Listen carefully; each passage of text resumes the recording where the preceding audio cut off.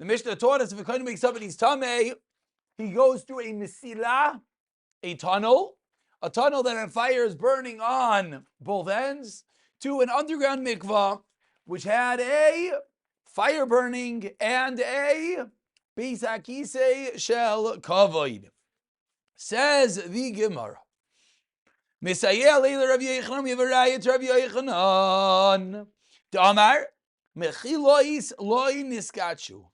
Tunnels under the Beis Hamikdash did not have kedusha. So what's the raya? Because if the tunnels had kedusha, then how would they be allowed to go into the tunnels? Clearly, for the fact that they go through the tunnel doesn't have kedusha. But you good? Chavzayin and base in the middle. Yeah, good. Ubal Keri and raya number 2, which isn't really ours. So Ubal Keri mishtaleh chutz l'shnei machanos. He sent outside of both machanos. That's just the end of the din of Rav Yochanan. And in the tunnel, we said there were neiros. Erev Tov. Gemara, Rabbi Yaakov, for you.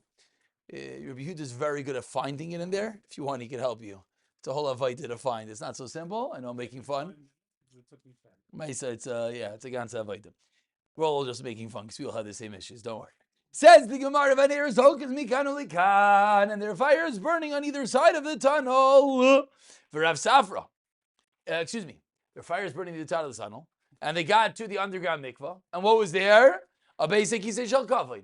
What was the kavod? What was the honor of the beis hakisei? That it had a door. Door was closed. You knew someone was inside. Door was open. You knew that no one was inside. Says the Gemara story. Rav Safra have a Yosef bebeis hakisei. Can you imagine? Everyone's talking about you sitting in the toilet. Anyways, that's what happened. Rav Safra was using the bathroom. Also, Rav Abba. Comes Rav Abba. Nochar lay. Any, cough, snorted, wanted to know, Lamaisa, is there anyone inside the bathroom? Omar lay. So from inside the bathroom, Rav Tov, Rav Nachi, from inside the bathroom, Rav Safra calls out to Lay Umar, come on in. Okay? So Rav Abba, unclear whether he understood that Rav Safra was calling out to him from inside the bathroom, or maybe he thought Rav Safra was behind the bathroom. But Rav Safra clearly said, you could come in. Did anyone not get a Gemara yet? There's Gemaras down there. There's more in my car, if anyone didn't get it. No, there's those also, but we have full Gemara. You didn't get one yet? Okay, so take one here. Rav Nachman, there's one over here, and after shir, we'll get out of the car. There's paperbacks over here, and I have more full ones in the car, and Mir Hashem after shir. So says the Gemara, so he heard him calling out Leil Mar. So Basar Dinafik, so Rav Abba walks in, and who does he find in the bathroom? Rav Safra. Okay, he uses the bathroom. Labasa Dinafik, after he comes out, Amrli Rav Abba. So Rav Abba says to Rav Safra, what in the world? Why did you call me into the bathroom if you were inside? Where's your sneals? Ad kam loy salikta l'seir. You went to Seir, it's the name of a place. Kamarta mili to Seir, and you're acting like the people from Seir, meaning you don't have any sneals. Lav hochi tanan, do we not learn in a Mishnah? Matzah nol, if the door is closed. Biyadu sheishamadam. Lememra. What does it mean that there's someone inside? That when someone's in the toilet, you don't go in. So let's get the story clear one more time. It's a little bit of a confusing story. Rav Safra was in the bathroom. Rav Abba gives a cough, trying to figure out if anyone's inside. And Rav Safra calls out, you could come in. Rav Abba goes in. He obviously meets Rav Safra there. Okay. Rav Abba uses the bathroom. He comes out, he turns to Rav Safra outside the bathroom and says, Rav Safra, what's going on? Why did you tell me to come in? You went to Seir and you learned like the people over there. Where's your sneos? We learned in a Mishnah, if the door is closed, what does that mean? You don't go in. So why did you call me inside? Answers Rav Safra. Rav Safra Sover. So explains the Gemara. Rav Safra held what? Dilma misukanu. Maybe it was a matziv of sakana. Ketitanya. What? For Rav Abba outside. Rav Abba's outside the bathroom. Apparently there was just one bathroom. So he hears Rav Abba knocking. Is anyone inside? And Rav Safra inside thinks, Yeah, so that's a good. There's a bunch of kashas on this ma'isa. Yeah, it's one of them. Why didn't Rav Safra just get up and walk out? In a chanam. Good kasha. Winery, again. All good kashas. That detail, what in the world was going on that we don't know, but we know that Rav Safra told him to come in. Now, as explaining the Gemara, Rav Safra thought that maybe it was a sakana. What was the sakana? Keditanya Rashba Goimer says Rav Shimon Gamliel. Amud HaChayzer. Someone really has to use the bathroom, and HaChayzer, he pulls it back in. Maybe it's Adam Lidei Drakoin. It could bring a person to a certain disease. Siloin HaChayzer. Someone really has to go. Number one, maybe it's Adam Lidei Drakoin, a different type of disease. So Rav Safra thought that maybe Rav Abba really needed to go, and that's why he told him to come in. End of story. Interesting story. What do we take out of the story? Two details. Can you just pass the tissue, please? Two details. Number one, we have confirmation of the din from the Mishnah, which is what? That when someone is in the bathroom, he don't go in. Number one. Number two is we learned that in a matzav of sakana, you could yes go in. Number two. And number three, we learned that it's a sakana to not use the bathroom. We also learned that backwards, right? Number one, don't go in. Number two, it's a sakana, you could yes go in. And number three, it's a sakana to not use the bathroom when you really need to go. Correct. The two parts of the same coin, 100%. Thank you. Amar lei Rab L'chia Brei. We're about 15 lines from the bottom. The first one in line is Lidei Yerakun. Amar lei Rab L'chia Brei. Rab says to Chia. So now we're going to see, everyone just hold on tight. We're about to see some bathroom etiquette. Okay? Etiquette, big word. We won't ask you how to spell it. There are two T's. Bathroom etiquette. We're about to learn all the ways you're supposed to take care of your bodily functions. So says Ravuna l'Rabba Brei. Chashech, when it gets dark, takin nafshach. Literally, takin means to fix, nafshach means yourself. Vikadim, and get up early, takin nafshach. Meaning, let's remember, they did not have bathrooms. Their bathrooms were outhouses. So they're teaching, no, you should do. Before you go home for the night, use the toilet, because you don't want to have to wake up at 2 o'clock in the morning and start walking out to the backyard. Similarly, early in the morning, you get up, you go to the bathroom before anyone is in the bathroom. V'kadim takin nafshach. Kihechi, what's the reason? That you don't have to distance yourself. Why would you have to distance yourself? Because there's halachos. What happens if you show up to the the toilet, the outhouse, someone else is there? You got to walk X amount of feet away from him. You can't use the bathroom in the same place. So therefore, if you go at a late at night and early in the morning when no one's around, you can just go without any problems. Similarly, everyone does it. Oh yeah, very. I was wondering the same thing. Who's the Gemara talking to, right? Hopefully more than one person. Toiv, sit down. Vigali, and then reveal yourself. Kasei, cover yourself. Vikom, and stand up. It's talking about when one uses the bathroom. There's a level of tznius even inside the bathroom that we don't just get undressed, but rather you sit down, then you pull down your pants, or on the way down, you stand up, and then you pull up your pants, then you stand up. Shetoif, now we segue away from the toilet, and other etiquette. Shetoif, rinse out the cup, v'shasi, and then drink. Shtoif, rinse out the cup, v'aches, and then you could give someone else to drink. Ukshata shaisa mayim, and when you're drinking water, shfoich mehen, pour from them, v'acher kach ten l'talmidach, and afterwards give it to your Talmud. Meaning, if the Rebbe is taking a drink and the Talmud needs a drink, take a little bit of the extra water, pour it out over the mouth to clean off the cup, and then give the Talmud. Why? Because it's disgusting. How disgusting? Listen to this one. Kedetanya. As we learned in our brayso, lo yishta adamayim. One should not drink water v'yitin l'talmidai and then give it to his Talmud. Ela im kein olaf shafach mehen. Unless you pour out, you rinse out the cup first. Umay sabach, there was a story with one person. Sheshasa mayim, he took a drink. V'lo shavach mehen, and he didn't rinse off the cup. What did he do? V'nasal Talmid, he gave it to his Talmud. And guess what? V'oisa Talmud was Istanis Haya. You think OCD is a new thing? This guy was a high-level Istanis, so much so, the Rebbe gave him a cup to drink. After the Rebbe drank from it, and what happened? So what do? Either drink it or not. But what if you were like literally parched, dying of thirst? What do? Get over the fact that the Rebbe took a drink from the cup and drink it. But guess what this Talmud did? He didn't want to drink from the cup. Umeis batsame. He died from thirst.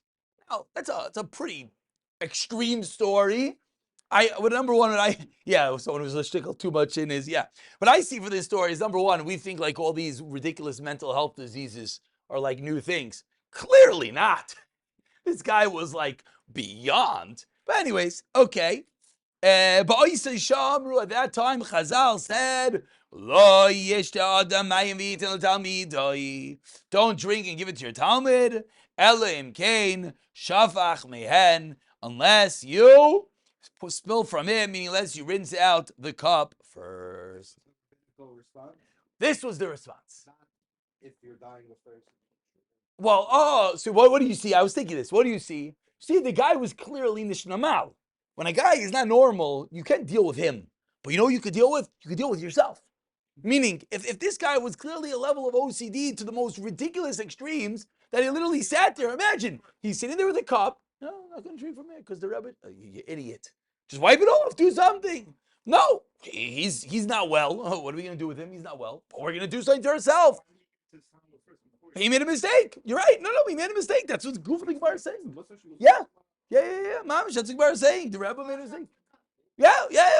Listen, all these are good questions, but the Gemara saw a story. And the Gemara said, Ala kashas on a ma'isa. But we do. We take a lesson from it. And we say, no, we're going to do. We're going to be. It's the same thing. Give him first, wash it off. All the same thing. Very good. Says the Gemara, Rav Ashi Amar, Hilkach, hi Talmud. Let's say there's a Talmud.